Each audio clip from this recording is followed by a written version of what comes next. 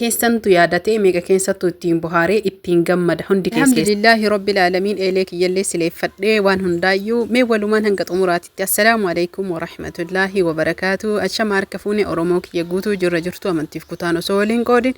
Baga jiraattan isiniin jedha isin jaaladha isin kabaja hunda keessanuyyuu namoonni viidiyoo kana ilaaltan like share godhaa isiniin jedha. Viidiyoo lixii jechuudha hedduu isinitti agarsiisu. Lixii kiyya erga miciqee yookiin qal'isee jedhee jechuudha absiitii yeroo buusu jira. Yeroo sana immoo viidiyoon waan save ta'ee save hin taane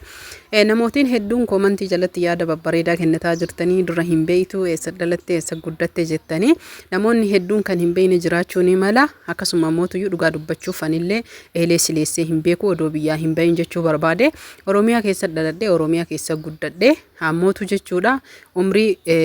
hanga tokko biyya Arabaa mana Arabaa keessa dabarse kuni waan dhoksaa odoon tahin waan ifa jiruuti namoonni akkanaa jiraachuu ni malani. Ammoo osoo biyyaa hin bahin ani sileessine takkaayyuu jechuu barbaadeeti hordoftoota fi kabajamtoota kiyya.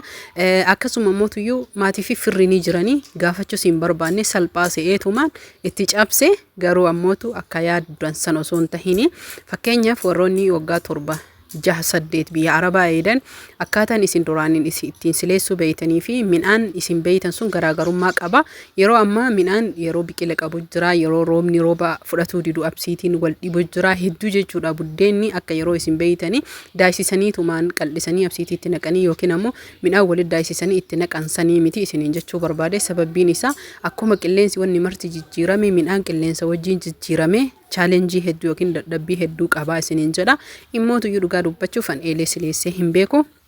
Hundaafuyyuu alhamdulillahi rabbil alamin namoonni barachuu barbaadan qofti yookiin ammootuyyuu namni bifa haarayaatiin sileessuu barbaadan eelee qoraanii isin agarsiisuu barbaade akka irraa barattan ammootuyyuu hundaa miti ni beeytan irra caalan keessan kan beeynillee yaadattanii viidiyicha ittiin bohaaraa akkasuma immoo ittiin tattabataa lallaalaa ittiin gammadaa biyya haa yaadattaniif isiniin jedha. Yoo na danda'ame inshallah ta'ala waan biyyaa hedduu jechuu isiniif agarsiisaa isiniif hojjedha. Lixii kiyya erga qal'isee yeroo hundaa waliin gahadhee jedhee ammootuyyuu akka carraa ta'ee jechuudha dhugaa dubbachuuf viidiyoo yeroo absiitiitti buusu na jalaa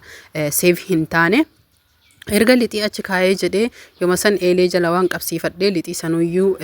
itti seeneef jecha kunoo maashishaa kiyya irra naqadhee akka kaleessaati miti jechuu har'a fooyya'ee jira yookiin ammootuyyuu gargaarsa warra ollaatiin rabbiin jazaa isaanii akka falu jechuu kallattiisanii yookiin karaa saniin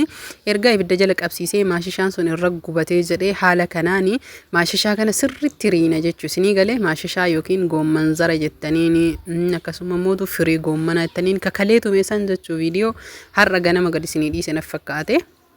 Video san keessatti ilaaluu ni dandeettanii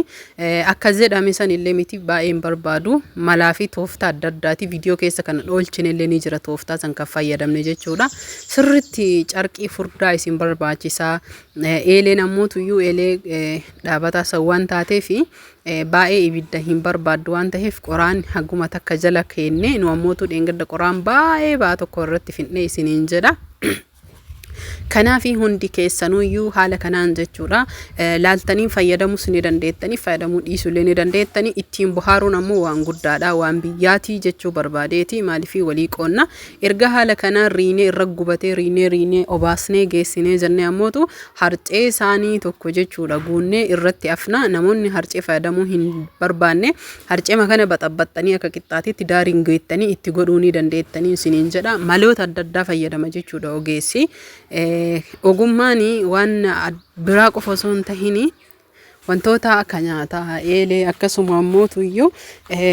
waan mana keenya keessatti hojjetamu hundaayyuu ogummaa nu barbaachisa. Yeroo kana baay'ee ho'itee jirti akkaan jechuudha hedduu ho'ituudha garuu ammootuyyuu an obsee jechuudha dhugaa dubbachuuf nama guba.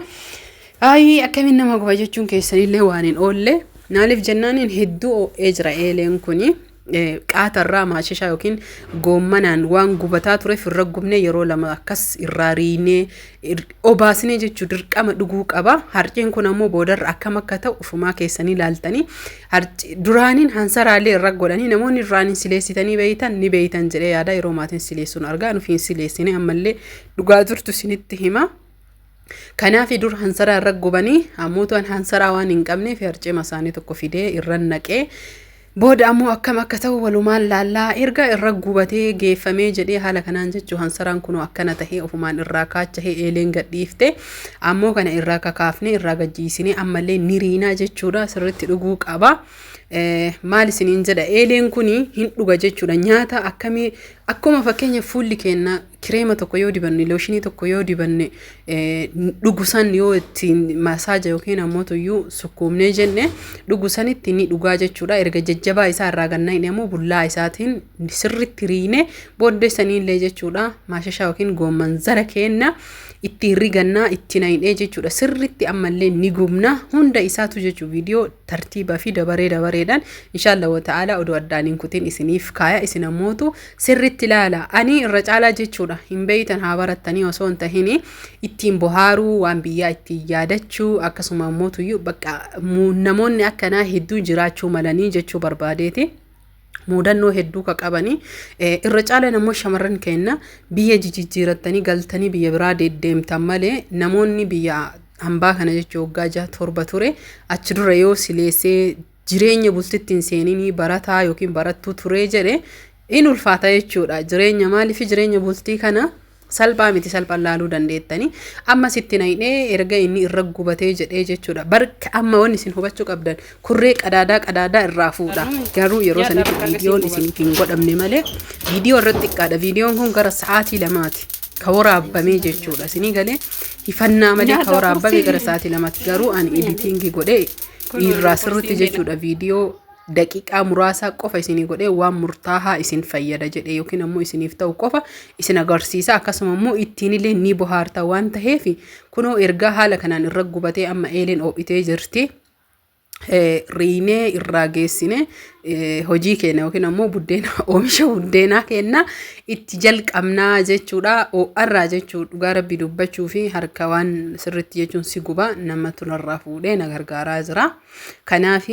galatoomaa jechuu barbaadaa namni sunillee akka carraa yoo viidiyoo kana dhagahanii jedhanii hundummaanuu jechuu namni na bira dhaabate isaan qofa osoo hin tahin namoonni koomantiidhaan yaada gaarii na barreessitan akkasuma mootuyyuu waan gaarii na himtan kunoo har'atu haadha buddeenatii fi haadha eeleetii isiniin jedha har'a haadha eelee ta'ee kunoo eelee kiyya tolfataa jira hordoftoota fi kabajamtoota kiyya isin jaaladha isin kabajaa kunoo akkanumatti godhaa jira isiniin jedha ka jechuun ulfaachus mala salphachus mala isinii galee akkanatti maashaallah tabarakallah asumaan maashaallallee naan jedha galatoomaa nallee jajjabeessuun yaada qabdaniin koomantiin akkasuma mootuyyuu ittiin bobbohaaruu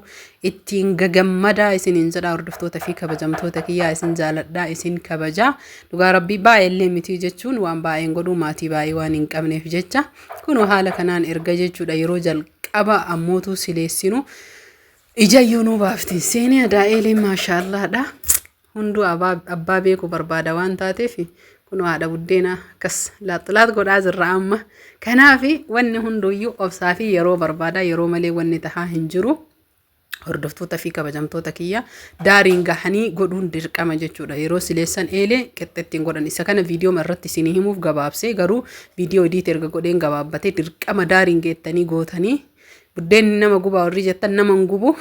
harkaa yeroo qabatan jechuudha waan nama gubu nama fakkaata nama gubu maashaallah bakka hedduu namatti tolaayyuu maashaallah jedhee jira kanaaf isin jaaladha isin kabajaa namoonni haarayataatan subscribe gochuun namni ammoo maatii kiyyataatan like share godha waliif qooda irraa gammadaa ittiin bohaara nagahatti haa nyaannu buddeena